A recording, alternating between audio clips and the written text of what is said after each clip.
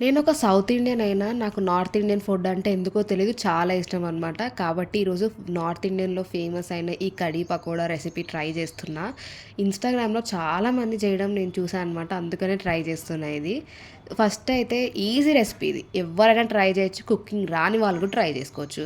First మనము ఒక besan water తయారు చేయాలి. పెరుగులో బేసన్, వాటర్ యాడ్ చేసి అన్ని మసాలాలు ఏసుకోవచ్చు. నేను ఉప్పు, కారం, పసుపు, గరం మసాలా, ధనియాల పొడి, జీరా పొడి అన్నీ ఏసేసుకొని చాలా మంచిగా లంప్స్ లేకుండా కలపాలి. కన్సిస్టెన్సీ మాత్రం నీళ్ళలాగానే ఉండాలి. మీరు ఎక్స్‌ట్రా వాటర్ కూడా యాడ్ చేసుకోవచ్చు. తర్వాత మీకు నచ్చిన తాలింపు యాడ్ చేయండి.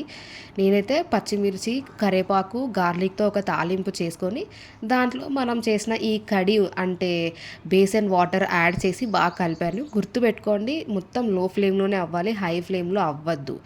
ఈ కడీ పకోడా రెసిపీ రైస్‌తో తింటే చాలా బావుంటదన్నారు. కానీ నేనైతే చపాతీతో తిన్నాను. అండ్ పకోడాకి ఆనియన్ పకోడా అనమాట. కొంచెమే బేసన్ యాడ్ చేసి, కొంచెమే వాటర్, కొంచెం తిక్కుగా ఉండాలనమాట. అప్పుడే మనకి పకోడా మంచిగా క్రిస్పీగా అయ్యి, దాంట్లో బాగా టేస్ట్ వస్తది. కాబట్టి మర్చిపోకండి బజ్జీలా ఎయొద్దు, ఇలా పకోడా లాగానే వెయ్యాలి.